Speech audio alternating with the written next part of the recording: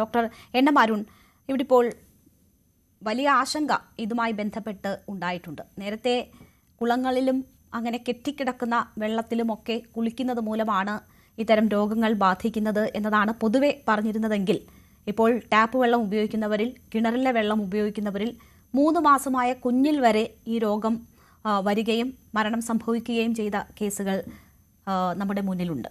അപ്പോൾ അത് ഏതെങ്കിലും തരത്തിൽ ആശങ്കപ്പെടുത്തുന്ന സാഹചര്യമാണോ? നേരത്തെ പരിചരിച്ചു വന്ന, പരിചയമുണ്ടായിരുന്ന രീതികൾ ഈ രോഗവുമായി ബന്ധപ്പെട്ട് സംസ്ഥാനത്ത് മാറുന്നതിന്റെ സൂചനകളാണോ? തീർച്ചയായും കണക്കുകൾ ആശങ്കാജനകം തന്നെയാണ്. നമ്മൾ അതിന്റെ ശരിക്കൊരു പെർസ്പെക്റ്റീവ് എടുത്താൽ കഴിഞ്ഞ ഒരു 50 കൊല്ലം 60 കൊല്ലമായിട്ട് ലോകത്തിൽ ആകെ 1000-ൽ താഴെ കേസുകളെ അമീബിക് മസ്തിഷ്ക ജ്വരം റിപ്പോർട്ട് ചെയ്തിട്ടുള്ളൂ. എന്നാൽ കേരളത്തില് ഈ വർഷം തന്നെ 100-ലധികം കേസുകളും 2 വർഷം കൊണ്ട് ഏകദേശം 200 കേസുകൾ കേരളത്തിൽ ഓൾറെഡി റിപ്പോർട്ട് ചെയ്തു. ഭാഗ്യവശാൽ മരണനിരക്ക് കുറവാണ്. പക്ഷേ ഇത്രയധികം കേസുകൾ എന്തുകൊണ്ട് കേരളത്തിൽ ഇപ്പോൾ വരുന്നു എന്നുള്ളത് നമ്മൾ കാര്യമായിട്ട് പഠിക്കേണ്ടത് തന്നെയാണ്. ഡോക്ടർ രാജീവ് ജയദേവൻ പറഞ്ഞ പോലെ ഒരു കാര്യം ശരിയാണ്, കൂടുതൽ കേസുകൾ കണ്ടുപിടിക്കുന്നുണ്ട്. ഇപ്പോൾ നമ്മൾ നിപ്പയുടെ ഭാഗമായിട്ട് എൻകഫലൈറ്റിസിന് കൂടുതലായിട്ട് ഒരു പ്രാധാന്യം കൊടുത്തുകൊണ്ട് അതിനു വേണ്ടിയിട്ടുള്ള എല്ലാ ടെസ്റ്റുകളും, അതിന്റെ എൻകഫലൈറ്റിസ് ഉണ്ടാക്കാൻ സാധ്യതയുള്ള എല്ലാ രോഗാണുക്കളെയും നമ്മൾ കൃത്യമായിട്ട് കണ്ടുപിടിക്കാൻ ശ്രമിക്കുന്നത് കൊണ്ട് നമുക്ക് കൂടുതൽ കേസുകൾ കണ്ടുപിടിക്കാൻ സാധിക്കുന്നു. പക്ഷെ അത് മാത്രമാവണം കാരണം എനിക്ക് തോന്നുന്നില്ല. എന്തായാലും നമ്മുടെ ഇപ്പോൾ ജലജന്യ രോഗങ്ങളെല്ലാം വർദ്ധിക്കുകയാണ്. പ്രത്യേകിച്ച് ഹെപ്പറ്റൈറ്റിസ് എ കഴിഞ്ഞ 2 വർഷം എടുത്താൽ ഇത്രയധികം ഹെപ്പറ്റൈറ്റിസ് എ കേസുകളും മരണങ്ങളും ഇപ്പൊ അടുത്തൊന്നും കഴിഞ്ഞൊരു 40-50 വർഷത്തിൽ കേരളത്തിൽ റിപ്പോർട്ട് ചെയ്തിട്ടില്ല. അത്രയധികം കേസുകൾ ഹെപ്പറ്റൈറ്റിസ് എ റിപ്പോർട്ട് ചെയ്തു. അത് മലിനജലത്തിൽ നിന്നാണ്. അതുപോലെ ജലജന്യ രോഗങ്ങളെല്ലാം കൂടുന്നുണ്ട്. അപ്പൊ നമ്മുടെ ജലത്തിന്റെ പ്യൂരിറ്റി അല്ലെങ്കിൽ ശുദ്ധത കുറഞ്ഞു വരികയാണ്, മാലിന്യം കൂടുകയാണ്, നമുക്ക് ഉറപ്പ് പറയാൻ സാധിക്കും. അതുകൊണ്ട് തന്നെ ആയിരിക്കാം ഒരുപക്ഷെ ഇപ്പോൾ അമീബ ഇത്രയധികം വർദ്ധിക്കുന്നത്. പ്രത്യേകിച്ച് ഒരു വാം ക്ലൈമറ്റ് കൂടുതലായിട്ട്, അതായത് ഇപ്പോൾ മഴ പെയ്താലും മഴ പെയ്ത് കഴിഞ്ഞ ഉടനെ തന്നെ നല്ല ചൂടും വെയിലും വരുന്ന ഒരവസ്ഥ, പൊതുവെ ഗ്ലോബൽ വാർമിംഗ് ഉള്ളതിന്റെ ഒരു അവസ്ഥ, കുറച്ചുകൂടി വാമായിട്ടുള്ള കുറച്ച് ചൂടുള്ള ഇതിലാണ് ഈ അമീബ കൂടുതൽ പെരുകുന്നത്. അപ്പൊ അതുകൊണ്ട് അത് കുറച്ച് വർദ്ധിച്ചിട്ടുണ്ടാവാം, നമ്മൾ കൂടുതൽ കണ്ടുപിടിക്കുന്നുണ്ടാവാം, നമ്മുടെ ജലം ഒരുപാട് മലിനമായിട്ടുണ്ടാവാം. ഇതെല്ലാം കാരണങ്ങളുണ്ട്. അതുപോലെ തന്നെ ചിലപ്പോൾ നമ്മൾ എല്ലാം എന്താ പറയുക അമീബിക് മസ്തിഷ്ക ജ്വരം എന്ന് വിചാരിച്ചാലും ചിലപ്പോൾ എല്ലാ കേസുകളും അത് തന്നെയാണോ എന്ന് നമുക്ക് കൺഫേം ചെയ്യേണ്ടതുണ്ട്. എല്ലാത്തിലും PCR കൺഫർമേഷൻ കിട്ടിയിട്ടുണ്ടെന്ന് എനിക്ക് തോന്നുന്നില്ല. ഇപ്പൊ നമ്പർ പറയുന്ന എല്ലാ കേസുകളിലും PCR കൺഫർമേഷൻ കിട്ടിയിട്ടില്ല. അപ്പൊ അതുകൊണ്ട് PCR കൺഫർമേഷൻ ഇല്ലാതെ 100% പറയാൻ പറ്റുമോ എന്നുള്ളത് നമുക്ക് ഉറപ്പില്ല. പിന്നെ നമ്മൾ എല്ലാ കേസിലൊന്നും മെഡിക്കൽ ഓട്ടോപ്സി ചെയ്യുന്നില്ല. അപ്പൊ മെഡിക്കൽ ഓട്ടോപ്സി ചെയ്തു കഴിഞ്ഞാൽ മരണപ്പെട്ട കേസുകളിലെ മെഡിക്കൽ ഓട്ടോപ്സി കൃത്യമായിട്ട് പഠനം വഴി ചെയ്തു കഴിഞ്ഞാൽ നമുക്ക് കുറച്ചുകൂടി കൃത്യമായിട്ട് അമീബിക് മസ്തിഷ്ക ജ്വരം കൊണ്ട് തന്നെയാണോ ആ വ്യക്തി മരിച്ചതെന്ന് കൃത്യമായിട്ട് പറയാൻ സാധിക്കും. അപ്പോൾ ഇതിൽ പല കാരണങ്ങൾ കൂടിയുണ്ട്. എങ്കിലും ഇതൊരു ആശങ്ക ഉളവാക്കുന്നത് തന്നെയാണ്. പ്രത്യേകിച്ച് ഈ ഇത്രയധികം മരണങ്ങളും ഒരുപക്ഷെ എനിക്ക് തോന്നുന്നത് ഈ ലെപ്റ്റോസ്പൈറോസിസ് എന്ന ഒരു അസുഖം, അതായത് എലിപ്പനി, അത് കഴിഞ്ഞാൽ എനിക്ക് തോന്നുന്നു ഇപ്പൊ ഇതാണ് അമീബിക് മസ്തിഷ്ക ജ്വരമാണ് എനിക്ക് തോന്നുന്നു കേരളത്തിൽ ഏറ്റവും മരണം ഉണ്ടാക്കുന്നത്.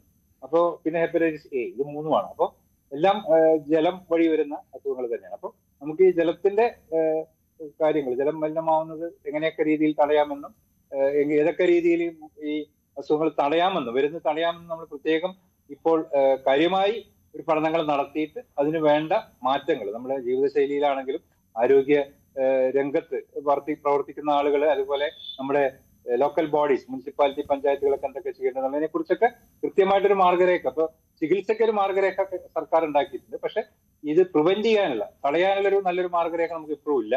അത് നല്ലൊരു മാർഗരേഖ വരണമെങ്കിൽ ഏതൊക്കെ നേരത്തെ പറഞ്ഞ പോലെ തന്നെ കെട്ടിക്കിടക്കുന്ന വെള്ളത്തിലല്ലാതെ നമ്മുടെ ടാങ്കിലെ വെള്ളത്തിലും കിണറ്റിലെ വെള്ളത്തിലും ഷവറിലെ വെള്ളത്തിലും എല്ലാം കാണുമ്പോൾ ഇത് വരാതിരിക്കാനുള്ള കൃത്യമായൊരു മാർഗരേഖ നമുക്ക് ഉണ്ടാക്കേണ്ടതുണ്ട്. അത് ഉണ്ടാക്കാൻ വേണ്ടിയിട്ട് ഈ കേസുകളെല്ലാം വിശദമായി പഠിച്ച് ഏതെല്ലാം രീതിയിലാണ് ഇത് നമ്മുടെ ഉള്ളിലേക്ക് വന്നത് എന്ന് മനസ്സിലാക്കിയതിന് ശേഷം മാത്രം ഒരു മാർഗരേഖ നമുക്ക് ഉണ്ടാക്കാൻ സാധിക്കുകയുള്ളൂ. എനിക്ക് തോന്നുന്നു സർക്കാർ ആ രീതിയിലാണ് മുന്നോട്ട് പോകേണ്ടത്. ഡോക്ടർ അരുൺ, ഈ കാര്യവുമായി ബന്ധപ്പെട്ട് നമുക്ക് ആശങ്കകൾ മാസങ്ങളായി തന്നെ നമുക്ക് മുന്നിലുണ്ട്. കേസുകൾ വർദ്ധിച്ചു വരികയാണ്. ഇപ്പോൾ ഇന്നലെയും ഇന്നുമായി 2 മരണം തിരുവനന്തപുരത്ത് മാത്രം റിപ്പോർട്ട് ചെയ്യുന്നു, 4 കേസുകൾ റിപ്പോർട്ട് ചെയ്യുന്നു. അപ്പോൾ താങ്കൾ തന്നെ സൂചിപ്പിക്കുന്നു ഇതുവരെ മാർഗരേഖയായിട്ടില്ല എന്ന ഒരു കാര്യം. അത് സ്വാഭാവികമായും എടുക്കുന്ന സമയമാണോ, അതോ നമ്മൾ ഇതിനു മുൻപ് തന്നെ അത്തരം നടപടിക്രമങ്ങൾ പൂർത്തിയാക്കേണ്ടതായിരുന്നു. അല്ല, ഇതില് നമുക്ക് അങ്ങനെ സ്വാഭാവികമായിട്ടുണ്ടെന്ന് ഞാൻ പറയുന്നില്ല. പ്രത്യേകിച്ച് നമ്മൾ തീരെ അപ്രതീക്ഷിതമാണ്, അത് നമ്മൾ ആദ്യം മനസ്സിലാക്കി. നമ്മൾ തീരെ അത് പ്രതീക്ഷിക്കുന്നില്ല, ഇത്രയധികം കേസുകൾ വരുന്ന പ്രതീക്ഷിക്കുന്നില്ല. 2 കൊല്ലം മുമ്പ് 2023 ആകെ 2 കേസാണ് ഉണ്ടായിട്ടുള്ളത്, 2 കേസ്. അതിൽ നിന്നാണ് നമ്മൾ ഇവിടെ എത്തിയിരിക്കുന്നത്. അപ്പൊ നമ്മൾ അന്നിപ്പോ ഈ 2 കേസ് മാത്രമാകുമ്പോൾ നമ്മൾ അതിന് പ്രാധാന്യം കൊടുക്കില്ല. നമ്മൾ കണ്ടുവരുന്നു, ഇനിയും കൂടി വരുന്നു എന്ന് പറയുമ്പോൾ നമ്മൾ ഇപ്പോൾ ഇനി അങ്ങോട്ട്, അതായത് നമ്മൾ ട്രീറ്റ്മെന്റിന് ഒരു പ്രോട്ടോകോൾ നല്ല രീതിയിൽ ഉണ്ടാക്കിയിട്ടുണ്ട്, അതിന് ഗുണവുമുണ്ട്, അതുകൊണ്ട് മരണങ്ങൾ കുറയ്ക്കാൻ പറ്റിയിട്ടുണ്ട്. പക്ഷേ കേസുകളുടെ നമ്പർ നമുക്ക് ഒരിക്കലും കുറയ്ക്കാൻ സാധിക്കുന്നില്ല. കേസുകളുടെ നമ്പർ കുറയ്ക്കാൻ വേണ്ടിയിട്ട് എങ്ങനെ പകരുന്നു എന്നുള്ളതാണ് പഠിക്കുന്നത്. അപ്പൊ എങ്ങനെ പകരുന്നു, ഞാൻ നേരത്തെ പറഞ്ഞു 1000-ന് താഴെ ലോകത്തിൽ റിപ്പോർട്ട് ചെയ്തിട്ടുള്ളൂ. അതിന്റെ ഡാറ്റ വെച്ചിട്ട് നമുക്കിപ്പോ ഒന്നും പറയാൻ പറ്റില്ല. അതേ രീതിയിൽ ആവണം എന്നില്ല പകരുന്നതെന്ന് നമുക്ക് ഇപ്പൊ തോന്നുന്നു, ഇപ്പോഴത്തെ ചില കേസുകളുടെ കാര്യങ്ങൾ കാണുമ്പോൾ. അതുകൊണ്ട് പുതിയ നമ്മുടെ നാട്ടിൽ തന്നെ ഉള്ള ഒരു 200ഓളം കേസുകൾ ഇപ്പൊ നമുക്കുണ്ട്. ആ 200ഓളം കേസുകളിലെ വിശദമായ പഠനം നടത്തിയിട്ട് എങ്ങനെ പകരുന്നു എന്നെല്ലാം കണ്ടുപിടിച്ചതിന് ശേഷം ആണ് ഒരുപക്ഷെ പുതിയൊരു മാർഗരേഖ ഉണ്ടാക്കേണ്ടത്. ഇപ്പോൾ ഉള്ള മാർഗരേഖയുണ്ട്, അതിൽ കുറച്ച് മോഡിഫിക്കേഷൻ വരുത്താം. അതായത് നമ്മൾ സാധാരണ കെട്ടി നിൽക്കുന്ന വെള്ളം പാടില്ല, ക്ലോറിനേറ്റ് ചെയ്യണം, അതെല്ലാം പറയുന്നുണ്ട്.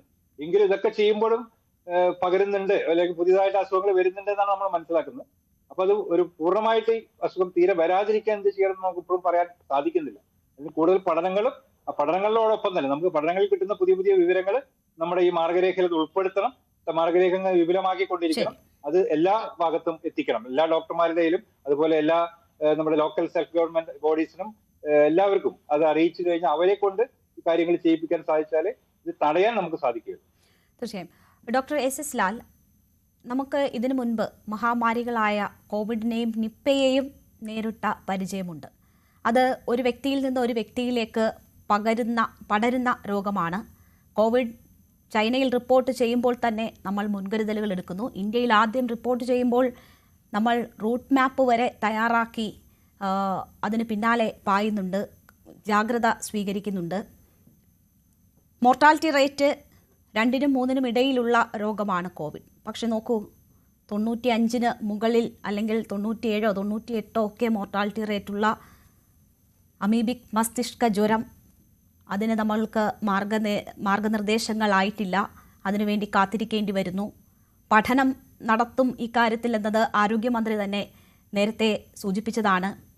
ഈ ഒരാളിൽ നിന്ന് ഒരാളിലേക്ക് പടരുന്ന രോഗമല്ല, അങ്ങനെ പടർന്നു പിടിക്കുന്ന രോഗമല്ല എന്നതുകൊണ്ട് ഇതിൽ നമുക്ക് ഏതെങ്കിലും തരത്തിലുള്ള അലംഭാവങ്ങൾ ഇതിന്റെ പ്രതിരോധ പ്രവർത്തനങ്ങളുമായി ബന്ധപ്പെട്ട് ഉണ്ടാകുന്നുണ്ടോ? ഇതിപ്പോ നേരത്തെ ഡോക്ടർ രാജീവും അരുണൊക്കെ പറഞ്ഞതിൻ്റെ ചുവട് പിടിച്ച ചില കാര്യങ്ങൾ പറഞ്ഞിട്ട് അതിലേക്ക് വരാം. നമുക്ക് ഈ രോഗം പരിചയമുള്ള രോഗമല്ല, ലോകത്ത് തന്നെ അപൂർവമായ ഒരു രോഗമാണ്.